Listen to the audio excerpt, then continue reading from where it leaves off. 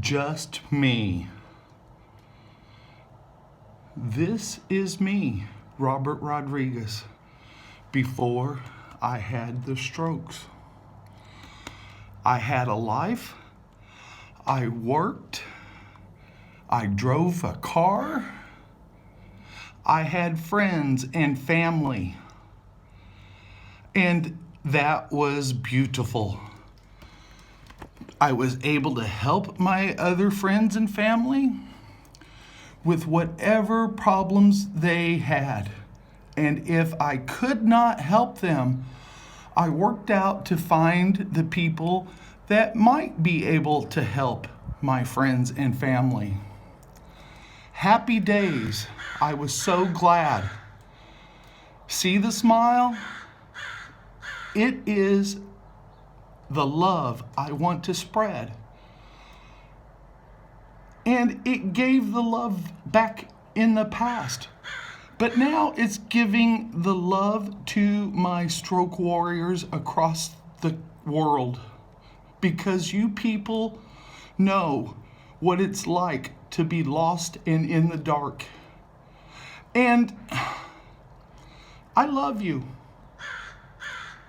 You people are so wonderful. Now, let's move this right along. This is me. Just me. That's when the stroke monster kicked my ass down. That is me. And that person there, she's yawning, and I love this picture because she is a very best friend that I have known since I was in middle school, I think it was. And she has given hope and love to me, and I tell you that she's a crazy little troll, but she is an angel. And she stayed here with me. She came and visited me in the hospital, and actually, I don't remember this picture, but I love it. Let's move it on. This is me in a hospital, and they had wrapped up my head and were trying to see what my brain was really doing, and that sucks. And I know that apparently sometime during this area time, they wanted to drill into the side of my head to find out, oh, I think it was actually this side. They wanted to put a drill in my head right here.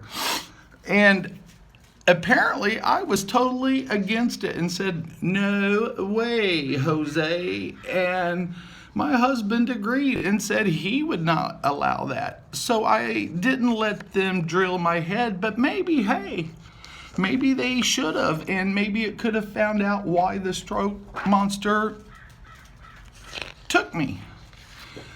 There's a doctor, I don't even know who the heck that is, but it was real. This is what happened. This one, I couldn't walk. My right hand, I used to write with it. I'm now a lefty, and that's what I thought I always used. I always thought I was a lefty hand, but apparently I used to write really well on my right, and Stroke Monster took that away. Learning to walk. There is a lady that my husband says I hated her, but apparently she's the woman, bless her heart, she's the one that taught me how to walk. And thank you so much, lady. And look at how fat I am. My legs were real swollen, and I had to wear those little baby shoes that don't tie, they just snap. Yeah, here I go. And there I went, walking down a hallway. I guess it's at the hospital somewhere. They got me up and going, and that was pretty good. And look at that. See my little bald head popping out? I think my dad, he passed away years ago, but I think he's saying, ha ha, son, see what dad had? Ha ha. Okay. I love my bald head. I love my whole being able to walk and move. But you know, there's a rope wrapped around me, I guess, and she's holding on to it because apparently I fall down a lot. And you know what? I still do. This was me after the strokes. When I lived in my first brand new house almost 7 years ago. Well, in May will be 7 years of stroke victim. So maybe this was 7 years ago, sometime in May when I was out of a hospital. And you know, May might have been end of the story, that the stroke monster took over and grabbed me down.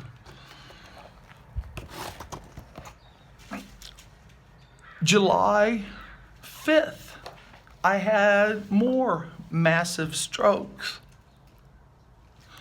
I think those pictures are actually the second July 5th.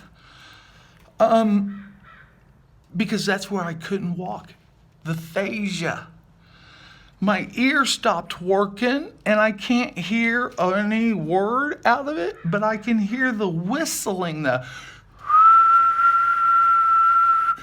and that gets louder beyond my mind. I just didn't know this could happen, and it is horrible.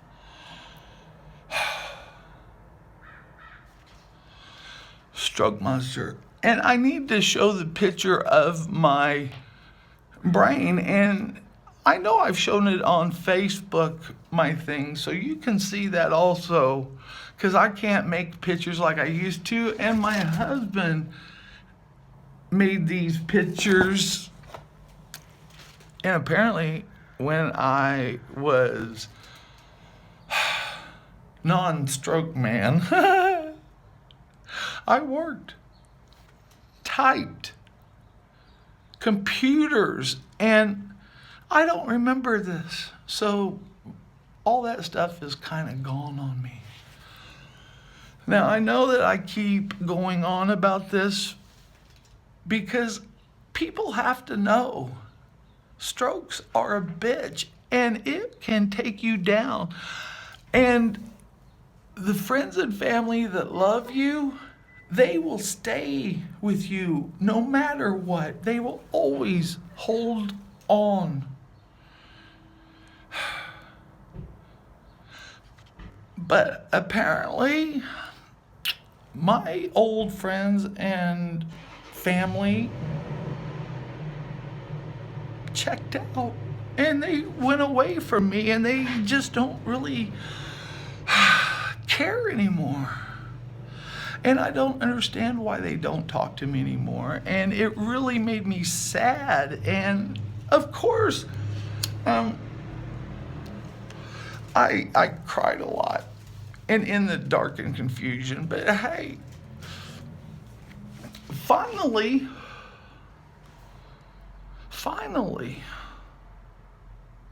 when I got off that methadone that was supposed to help the pain and stuff for a stroke victim, it worked great. But somewhere down the road, it stopped working and made me worse. And it made me want to die and just give up. I can still remember how I felt. Alone, scared, and not sure of what has really happened.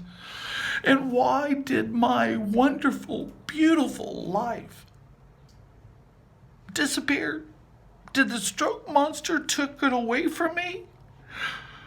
And it just puts me in my own real hell of not knowing and not understanding things anymore? When I stopped taking the methadone, I forced myself to stop taking those. Against my husband, against the doctor. What do they know? Because the withdrawals were hell. And I suffered for over a good month because nobody cared and nobody would listen to this stroke victim.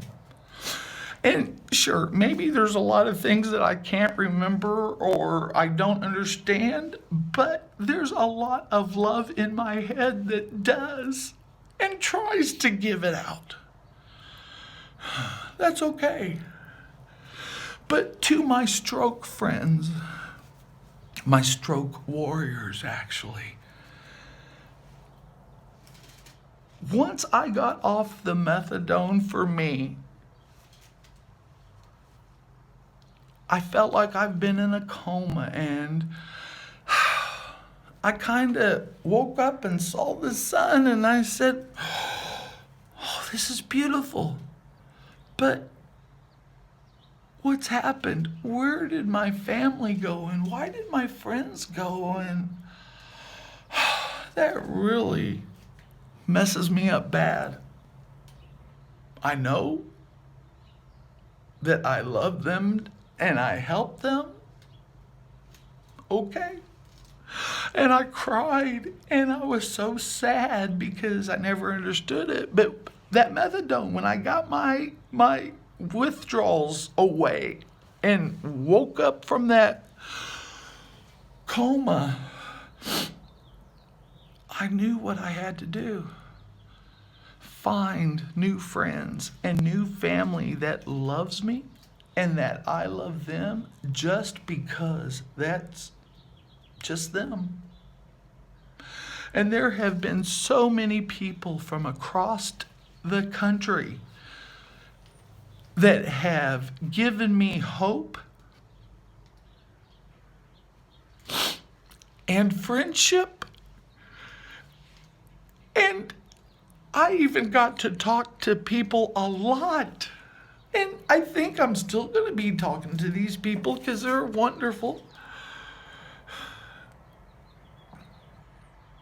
My critters would go and act like they were sleeping so that I wouldn't talk at them because they were like, that stroke man is just fucking blah, blah, blah. It's part of me. That's me. Just me. But yesterday was a beautiful day, a very beautiful day, and I thought, yes, I'm making a difference, and I'm helping others with my story. And they need to know that their darkness does not have to be there. You all have a friend that cares and understands this feeling. And I want to embrace you and hug you and tell you that, yeah, it's going to be okay.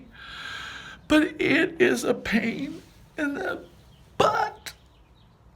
And you have to work hard every day to beat the stroke monster. I know, and I have to keep that on my path for somewhat normalness that I may have used to had before my strokes. And I know I will never be 100% better. The doctors have said, hey, this is all the doctors can do for your stroke, and have a great day. And that's okay too. I think that's the one that sunk in my brain and said, there's nothing more, and this is the best I can be. So why in the hell am I crying about it? Okay, I rode a bicycle. I haven't done that in probably over 7.5 years ago, but I did it. I never thought I could ever do that again. And I know there's so many things that I used to do. Drive across the country, had a job, had a life, had a family. That's all gone. And I know that I will never have that back again. And that's okay. Because you know what? I'm a stroke warrior. And I have to be. Because I know that there are billions of other people across the world that hear my story and gives them hope. I hope so much. And apparently, maybe that's right, because I've been chatting with a friend in, oh my God, Thailand? Never been there. Would love to go.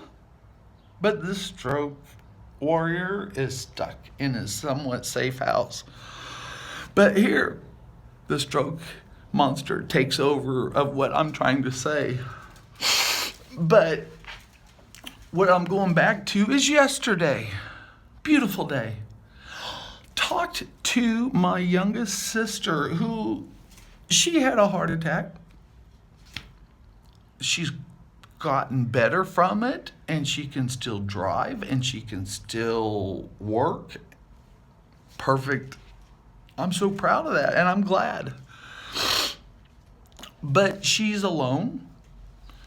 She takes care of her teenage son, which is great, but her friends are kind of somewhere else. And it makes me wonder, did the heart attack monster make everybody else run away or what? Who knows? She lives in Missouri, a different state. I live in Southern California, San Jacinto, California. I love it here. This is my home. But apparently my stroke monster had made some comments to my sister that made her sad or something, and that is not what I wanted to have for her. And so we talked on the phone on my iPhone, and we talked for a good, it seemed like it was forever, but it was a few hours, I think, and it was beautiful. And she doesn't understand the strokes either, but at least she understands that I have a stroke monster that tries to take me down. And when it's saying things, I don't mean to say that. I'm only trying to say the best. But you have to understand that it is so hard to live. Well, to be in a stroke warrior, stroke victim, stroke, whatever. You have to remember, it may not be as best as it used to be, but it can be much, much better. So let's move this right along. My aunt, an aunt, who I hear that she's young, like a year older than me, and we were best friends and ran around and did lots of things throughout in the past, growing up, I guess. But she stops calling. She lives in that state out there. I'm still here in this one.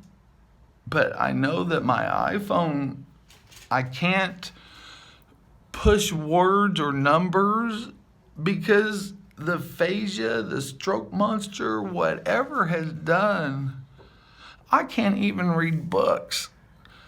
And get this, I can't type. So if I'm sending a messenger, I just push a little button on my iPhone and say, "Hi, John, how are you doing? Hope you're having a great day." Click. And that sends it right away to that person. Sometimes it doesn't hit the right words in it when I do that. but I tried to fix it before I send it. Go figure. So this lady, or aunt, I guess, she called me after I talked to my sister, which surprised me because I don't think she's ever called me. I can't remember. But she called me or sent me a messenger thing. Didn't call me, messenger thing. And she started putting a lot of things down, and it's hard for me to read what it's saying. If it's small, then that helps. I can kind of make it out. But when the words get so big and it just rolls down and rolls down and rolls down, and then there's all pictures of people that she says I should know that they're my family or friends or something. And these people, who the hell are they? And why am I supposed to know people that I have no idea who they are or what they look like or anything about their life, period? So what expects this stroke warrior say, oh, that was my family from my strokes, and they've grown up and they disappeared on me. Go figure. And that makes me angry. With everything they were saying about, oh this, oh that, oh that, it made me send it back and say, I don't know who these people are. I'm not even sure who you are. And that was to my aunt, I guess.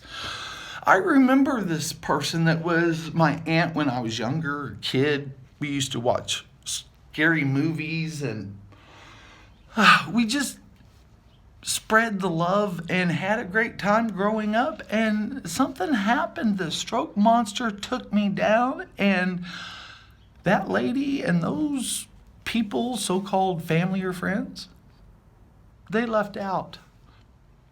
I know that I've been married to my husband for 18 years, and he is my rock.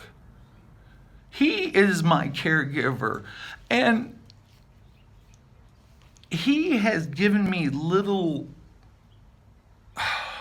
drawing, I can't say the word, but color books. And to get hand on writing or coloring, and this writes better, my right hand. I don't use it very often because still I'm a lefty, you know. Now it just feels normal to me. I don't know why. But he's helped me with my stretches so that I can get bigger and better. Aphasia. It sucks. And I still have I can't say that word where you go, son of a bitch, goddamn. That, I know a lady that was a friend of mine a long time ago that had it, and it fascinated me because I said, what helps for you? And she said, and we talked, and that was wonderful. But the aphasia, maybe I sound good, I talk better, but I start to say what I'm wanting to say. It's here, but here the words don't come out, or I have to use, instead of have a great day, I could only say, have a fantastic life. Or the words, they're jumble, but they're getting better. Taste. Food. The stroke monster has taken the taste away. I can't taste food. And, you know, I used to love barbecue and cheeseburgers and hamburgers and chicken and KFC and woohoo. Stroke Monster took that away from me also. I put animal food in my mouth and I might be able to take a bite, but then it just is bad. It's wrong. And I have to spit it out. I can't eat that normal food. And it makes me cry because I think about what happened to those little animals. And guess what? I loved food. And now I eat what I can eat, like either some Mexican bread or cookies or ice cream or those burritos things that don't have meat in it. It's just bean burritos. Yeah. And I'm trying to eat food again normal, but from my strokes, I guess I went up to like 329 pounds.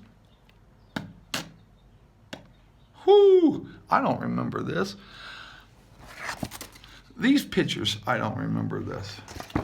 One thing I do remember is that New Hampshire, when I lived there for a couple of years, I was a teacher, a school teacher for children.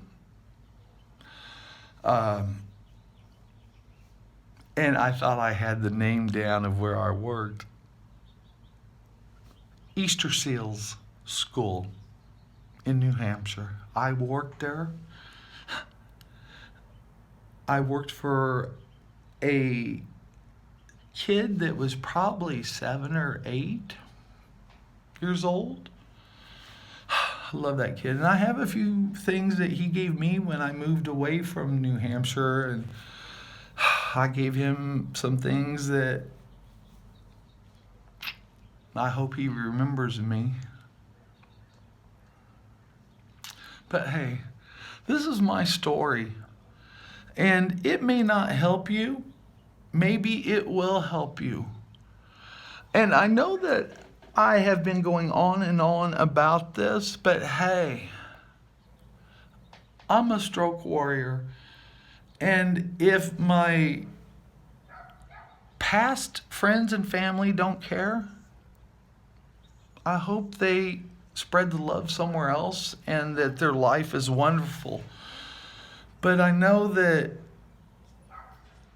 they don't care or want to know about my world, and I don't want to share that with them anymore.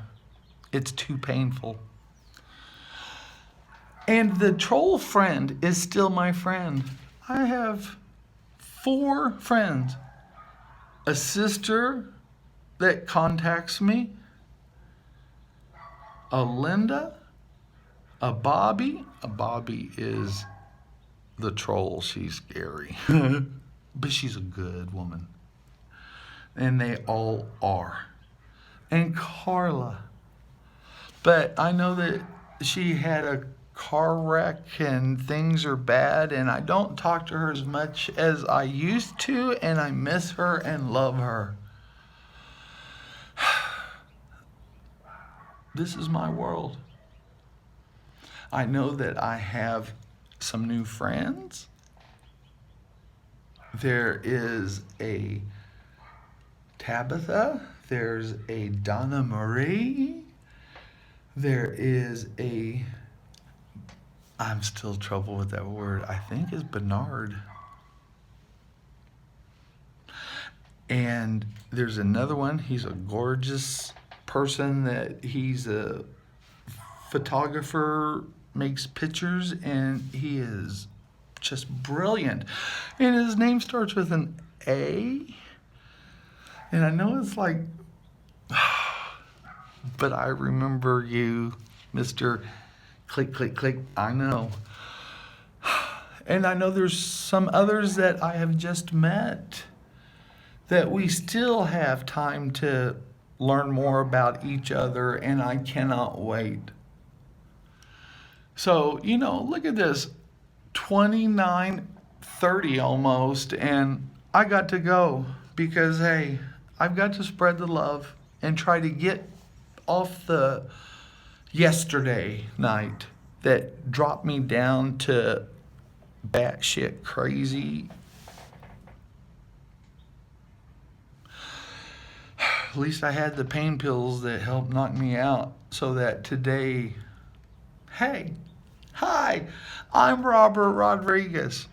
Just me. Come see me. Subscribe. Tell me what you're having a problems with, and maybe I can help you. Spread the love. That's what it's all about. Smile. Wave. The past may be dark and horrible, but what are you going to do with it? Are you going to sit here and go, why is it? Why are they doing this to me? Why don't they love me? Where did they go? Where are they? Or you can say, hey, have a great day, and let's have some fun and spread the love. And if marijuana helps you, and it does, especially for stroke victims, rock on.